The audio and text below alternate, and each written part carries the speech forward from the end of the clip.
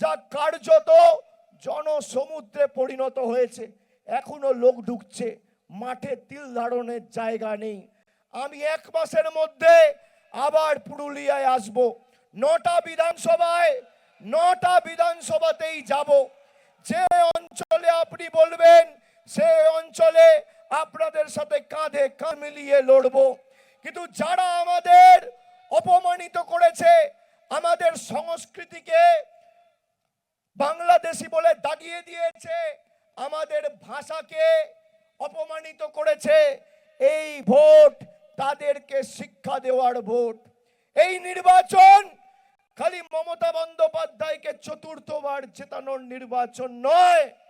2011 সালে, 2016 সালে, 2021 সালে 3 বার মমতা বন্দ্যোপাধ্যায় বাংলায় জিতেছেন, মুখ্যমন্ত্রী হয়েছেন মানুষকে সংগঠিত করে তাদের আশীর্বাদে। 2021 সালের নির্বাচন আমরা 214টা আসন পেয়েছিলাম, পুরুলিয়ায় প্রত্যাশিত ফল করতে পারিনি। জয় হয়তো বেড়েছে, আসন সংখ্যা বেড়েছে, কিন্তু সেই জয়ে আমাদের যে আনন্দ বা খুশি হওয়ার কথা ছিল, কোথায় যেন আনন্দটা একটু ম্লান হয়ে গেছিল। তার কারণ পুরুলিয়ার মানুষের ভালোবাসা আমরা পাইনি। আগামী নির্বাচনে দক্ষিণ 24 পরগনা জেলায় যেমন 31-এ 30 করে, পূর্ব বর্ধমান যেমন 16-এ 16 করে, হুগলি হাওড়া যেমন একতরফা ভাবে তৃণমূলকে জেতায়, ভালোবাসে, কৃতজ্ঞতার ঋণে, আশীর্বাদের ঋণে বছরের পর বছর আবদ্ধ করে রাখে, পুরুলিয়ার মানুষকেও এবার দক্ষিণ 24 পরগনার হাওড়াকে ছাপিয়ে যেতে হবে।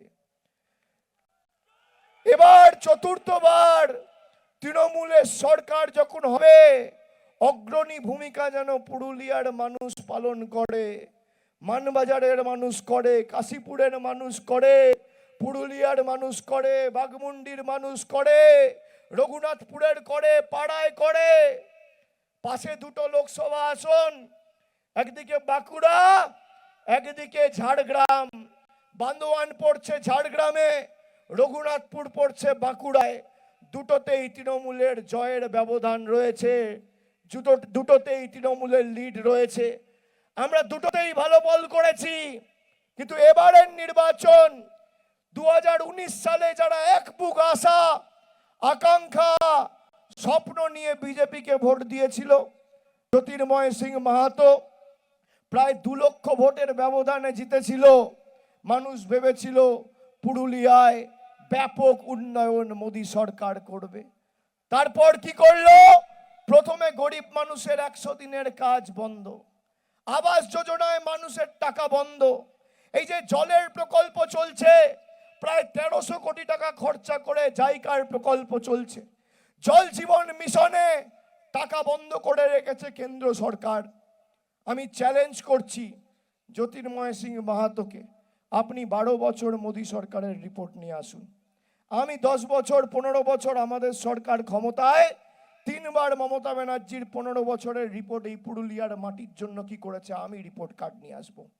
পুরুলিয়ায় জায়গা আপনি বাছুন, পুরুলিয়ায় জায়গা আপনি বাছুন, মঞ্চ আপনি বাছুন, সময় আপনি বাছুন, মাঠ আপনি বাছুন। যখন বলবেন 2 ঘন্টার ব্যবধানে আমি আসব, 2 ঘন্টার ব্যবধানে। আগের দিন বলে দেবেন, বা সেদিনও যদি বলেন যে এত সময় করছি, আমি না আসতে পারলে আমার প্রতিনিধিকে পাঠাবো।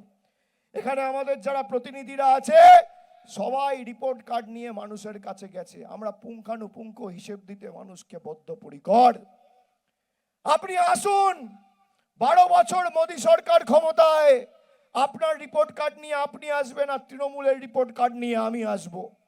10-0 গোলে ভোকাট্টা করে মাঠের বাইরে যদি বার করতে না পারি, মানুষের কাছে মুখ দেখাবো না। আসবেন? শুনে রাখুন, এই যে পুরুলিয়ায় জলের সমস্যা, এখন প্রায় এই যে পানীয় জলের প্রকল্প চলছে, 1,78,000 পরিবারের বাড়িতে নলবাহিত পানীয় জলের ব্যবস্থা আমাদের সরকার করেছে। প্রজেক্ট শেষ হবে, আরো 3,42,000 লোকের বাড়িতে পানীয় জলের ব্যবস্থা আমাদের সরকার করবে। কিন্তু এই জল জীবন মিশনে 50% টাকা দেয় কেন্দ্র সরকার, যে টাকা এই জ্যোতির্ময় সিং মাহাতোর সরকার আটকে রেখেছে। আবাস যোজনায় আপনারা বাড়ি অ্যাপ্লাই করেছেন, আবাস প্লাসের তালিকা 2018-র পর থেকে মোদী সরকার 10 পয়সা বাংলার আবাস যোজনায় ছাড়েনি। গ্রাম সড়ক যোজনা 10 পয়সা গত 5 বছরে মোদী সরকার ছাড়েনি। 2021 থেকে গরিব মানুষের 100 দিনের কাজ বন্ধ, জল জীবন মিশনের টাকা বন্ধ, সর্বশিক্ষা মিশনের টাকা বন্ধ।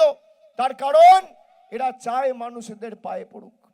যারা ডবল ইঞ্জিন সরকারের কথা বলে, এই পুরুলিয়ায় তো ডবল ইঞ্জিন সাংসদ বিজেপির, 6টা জায়গায় বিধায়ক বিজেপির।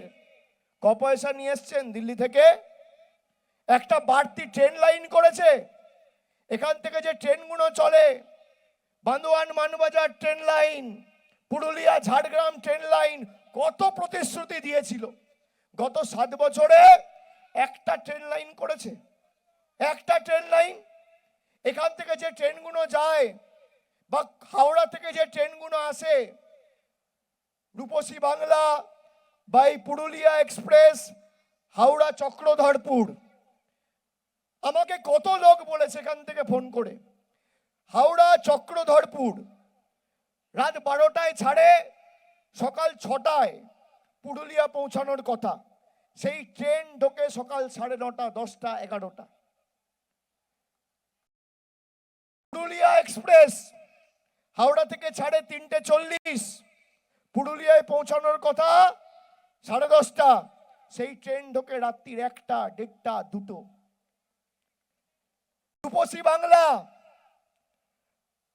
পুরুলিয়া থেকে ছাড়ে 3:30 দুপুরবেলা, হাওড়ায় ঢোকার কথা রাত্রির 10টা, কোনোদিন হাওড়ায় ঢোকে না, সাঁতরাগাছিতে ট্রেন নামিয়ে দেয়। 4 বছর ধরে বলা হচ্ছে রেল লাইনের কাজ চলছে। আমি ভুল বলছি? আমি ভুল বলছি? এই ডবল ইঞ্জিন সরকারের নমুনা জ্যোতির্ময় সিং মাহাতো। একটা ট্রেন পুরুলিয়া থেকে হাওড়া অবধি পৌঁছাতে পারো না, তোমরা মানুষকে রাস্তা দেবে, বাড়ি দেবে, জল দেবে, কল দেবে? লজ্জা লাগে না? সাম্প্রদায়িক বিভাজন, কুর্মী ভাইদের মিথ্যে প্রতিশ্রুতি, তারপর একটা চিঠি লিখে নরেন্দ্র মোদীকে বলেছো, এরা যে দাবি নিয়ে লড়ছে এদের দাবিকে মান্যতা দিয়ে একটা চিঠি লিখেছো দেশের প্রধানমন্ত্রীকে। গত 12 বছর মোদী সরকার ক্ষমতায়, পুরুলিয়ার কেউ যদি আমাকে দেখায় কোন বিজেপির কেন্দ্রীয় মন্ত্রী জ্যোতির্ময় মাহাতো একটা মানুষের স্বার্থে একটা বড় মন্ত্রীকে এনে কোন উন্নয়নের স্বার্থে একটা প্রশাসনিক বৈঠক করেছে, আমি আপনাদের কাছে মুখ দেখাবো না। 12 বছরে একবার দেখাতে পারবে? 19 থেকে 26, 7 বছর সাংসদ দেখাতে পারবেন?